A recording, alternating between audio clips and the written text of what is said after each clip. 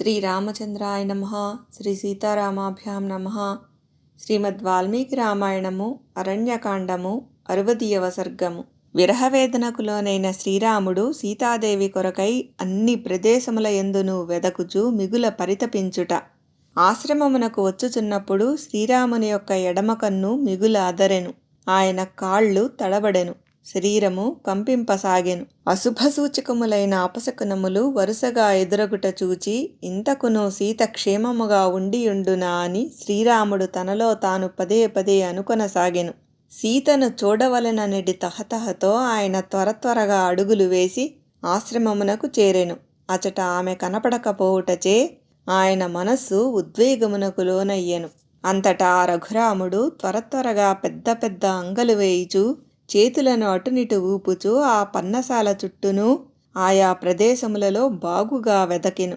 కాని జానకి మాత్రము కనబడలేదు. వైదేహి లేని ఆ పన్నశాల ఆయనకు హేమంత ఋతువునందు మంచునకు దెబ్బతినిన కమలములతో ఒప్పుచూ వెలవెలబోవుచున్న సరస్సు వలె కనపట్టెను. అచటి వృక్షములపై గల తుమ్మెదలన్నీయును హీనస్వరముతో రొదచేయుచుండగా ఆ చెట్లే సీతాదేవిని కానక ఏడ్చుచున్నట్లుండెను. ఆమె కరస్పర్శకు దూరమగుటచే పువ్వులు వాడిపోయియుండెను. జింకలు పక్షులు ముఖములను చిన్నబుచ్చుకొనియుండెను. వనదేవతలందరూ ఆ ప్రదేశము విడిచి వెళ్ళిరి. ఆ ప్రదేశమంతయు పాడుబడినట్లుండెను. సీతాదేవి సన్యాసి రూపమున వచ్చిన రావణునకు సమర్పించుటచే అచటి జింక చర్మములు దర్భలు యథాస్థానమున లేకున్నవి. రావణుడు సీతాదేవిని అపహరించుకొని పోయిన సందర్భమున ఆమె అతని నుండి తప్పించుకొనుటకై ప్రయత్నించినప్పుడు అచటి ఆసనములు చాపలు చెల్లాచెదురై అటునిటు పడియుండెను. సీతాదేవి ఎడబాటుచే ఆ ప్రదేశమంతయును శోభావిహీనమై ఉండెను. అట్టి తన ఆశ్రమ ప్రదేశమును జూచి శ్రీరాముడు మిగుల విలపింపసాగెను. సీతను ఎవరైనను అపహరించుకొని పోయిరా, చంపివేసిరా, తప్పిపోయినదా, నన్ను ఆట పట్టించుటకై ఆమె ఎచటనైనను దాగికొనియున్నదా, ఎవ్వరునూ తోడు లేకపోవుటచే భయపడి ఎవ్వరికంటా పడకుండా వనములలో తిరుగుచున్నదా, పువ్వులను పండ్లను సేకరించుకొని వచ్చుటకై ఎచటికైనను వెళ్ళినదా, స్నానార్థమై సరస్సునకు వెళ్ళినదా, లేక జలములను కొనివచ్చుటకై నదికి పోయినదా అని శ్రీరాముడు పరిపరి విధముల తలపోసెను. శ్రీరాముడు ఎంతగా వెదకినను సీత జాడ తెలియకపోయెను. శోకభారముతో ఆయన కన్ను లెర్రబారెను. ఆయన ఉన్మత్తుని వలె కనబడుచుండెను. అతడు సీతాదేవి కొరకై చెట్లను పుట్టలను కొండలను కోనలను నదీ నదములను పరుగులు దీయుచు గాలించెను. ఆమె కనబడకపోవుటచే ఆయన శోకసాగరమున మునింగెను. ఓ కడిమి చెట్టా, నాకు ప్రాణతుల్యైన సీతాదేవికి నీ పువ్వులనిన పరమ ప్రీతి. ఆ సుందరి నీకు కనబడినచో నాకు తెలుపుము. ఓ మారేడు వృక్షమా, పద్మినీ జాతికి చెందిన మా సీత చిగురుటాకుల వలె కోమలమైనది, పట్టు పీతాంబరములను ధరించియుండునది. ఆమె నీకు కనిపించినచో నాకు తెలుపుము. ఓ తెల్ల మద్ది వృక్షమా, నా ధర్మపత్ని అయిన సీతకు నీపై గల ప్రేమ అపారము. భయస్వభావురాలైన మా జానకి బ్రతికియున్నదా లేదా తెలుపుము. వనస్పతి అయిన ఈ కకుభ అనగా ఏరుమద్ది వృక్షము చక్కగా చిగుళ్ళు వేసి మొగ్గదొడిగి పువ్వులతో కనువిందుగా వెంచుచున్నది. దీనిని బట్టి చూడగా కుకుభోరువైన అనగా చక్కని ఊరు సౌభాగ్యము గల సీతాదేవిని ఈ వనస్పతి వృక్షము చూచియే ఉండవచ్చును. లేనిచో ఇది ఇట్లు పువ్వులతో కళకళలాడుచూ ఉండదు. సీతాదేవి తిలక ప్రియ అనగా తిలక పుష్పములపై సీతకు మక్కువ ఎక్కువ. చెట్లలో శ్రేష్టమైన ఈ తిలక వృక్షము సంతోషముతో భ్రమరగీతములను వినిపించుచున్నది. అందువలన ఇది సీతాదేవిని తప్పక చూచియే ఉండవచ్చును.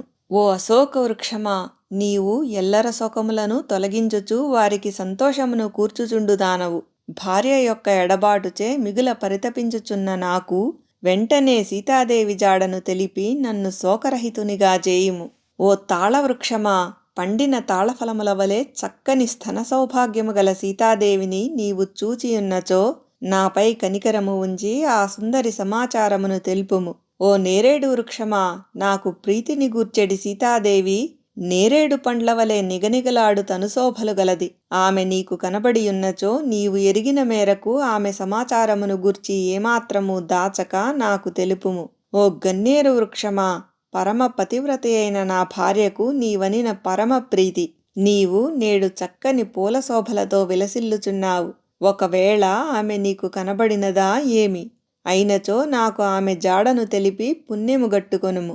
మహా యశస్వి అయిన శ్రీరాముడు ఆ వనమున గల మామిడి వృక్షములను, మంకిన చెట్లను, పెద్ద మద్ది చెట్లను, పనస వృక్షములను, ఎర్ర చేమంతి పొదలను, ధవవృక్షములను, దానిమ్మ చెట్లను, వేగి చెట్లను, అట్లే మల్లెతీగలను, మాధవీ లతలను, సంపెంగలను, మొగలి పొదలను చేరి సీతజాడను తెలుపవలసినదని వాటిని అడుగుచూ ఒక ఉన్మత్తునివలే కన్పట్టెను. వృక్షముల నుండి సమాధానము రాకపోవుటచే శ్రీరాముడు ఒక మృగమును సమీపించి, ఓ హరిణమా, జింకపిల్లల కన్నుల వంటి కన్నులు గల మా మైథిలిని నీవు ఎరుగుదువు గదా.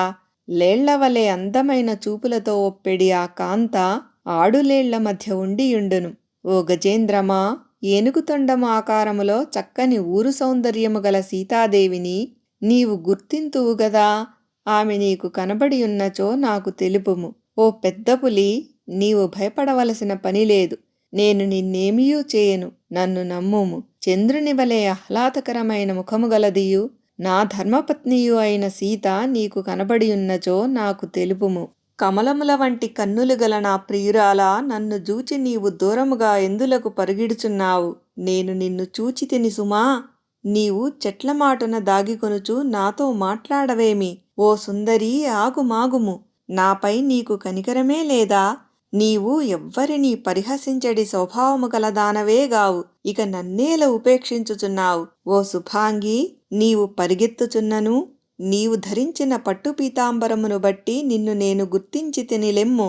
నా యందు ఏమాత్రమైనను ఆదరాభిమానములు ఉన్నచో ఇక నిలువుము. నేను ఇంతవరకును భ్రమకు లోనయ్యుంటిని. నిజముగనే ఆమె ప్రాణములతో మిగిలి లేదు. ఎల్లప్పుడునూ చిరునవ్వుతో నుండెడి ఆమెను రాక్షసులు చంపియుందురు. లేనిచో ఇట్టి కష్టస్థితిలోనున్న నన్ను ఆమె ఎన్నడునూ ఉపేక్షింపదు. నా ప్రియురాలును అమాయకురాలును అయిన సీతాదేవి నాకు దూరమై ఒంటరిగా నుండుట జూచి మాంసభక్షకులైన రాక్షసులు ఆమె అవయవములను ముక్కలు ముక్కలుగా చేసి భుజించియుందురనుట నిజము. ఆమె ముఖము చక్కని పలువరసతో, దర్శనీయమైన పెదవులతో, అందమైన ముక్కుతో విరాజిల్లుచుండును. ఆమె ధరించెడి కుండలములు చూడ ముచ్చట గొలుపునవి. అట్టి ఆమె వదనము రాహుగ్రస్తుడైన నిండు చంద్రునివలే కాంతి తరిగియుండును. తోడులేక ఒంటరి అయి విలపించుచున్న సీతాదేవి యొక్క మెడ సంపెంగ పువ్వు వన్నెగలది. కంఠహారములతో విలసిల్లుచుండునది. శృతి మెత్తనిది, మనోజ్ఞమైనది. అట్టి ఆమె కంఠము భక్షింపబడి ఉండును. ఆమె బాహువులు నవ పల్లవముల వలె మృదువైనవి. వాటి అగ్రభాగములను కంపించుచుండును. కంకణములతో దండకడియములతో అలరారుచుండును. అటునిటు కదల్చబడుచుండును. అట్టి ఆమె బాహువులు రక్కసులచే భుజింపబడి ఉండును. రాక్షసులకు ఆహారమొగుటకే ఆ అమాయకురాలు నాకు దూరమై ఉండును. పిక్కుమంది బంధువులు ఉన్నను తోటి బాటసారుల గుంపు నుండి వేరైన ఒక స్త్రీ వలె ఆమె నిశాచరులచే భక్షింపబడి ఉండును.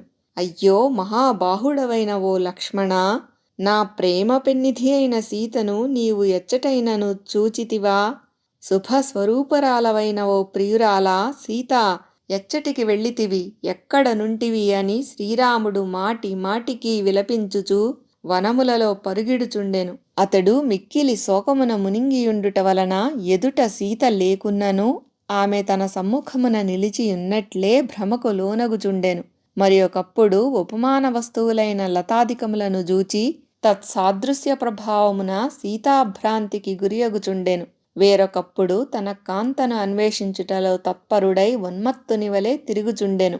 అతడు చిన్న చిన్న వనములను, కీకారణ్యములను, నదీ నదములను, పర్వతములను, కొండలలో పుట్టి ప్రవహించెడి సెలయేళ్లను దాటుచూ నిలుకడలేనివాడై ఎల్లడలను తిరుగుచుండెను. ఆ రాముడు ఆ విధముగా విశాలమైన దట్టమైన అడవులయందు అంతటను సీతాదేవిని కనుగొనుటకై పదే పదే తిరుగుచూ మిగుల అలసిపోయెను. అయినను అతడు నిస్పృహకు లోనుగాక తనకు ప్రాణతుల్యురాలైన జానకిని వెదుకుటలోనే సతమతమగుచుండెను. వాల్మీకి మహర్షి విరచితమై ఆదికావ్యమైన శ్రీమద్ రామాయణమునందలి అరణ్యకాండమునందు ఇది 60వ సర్గము.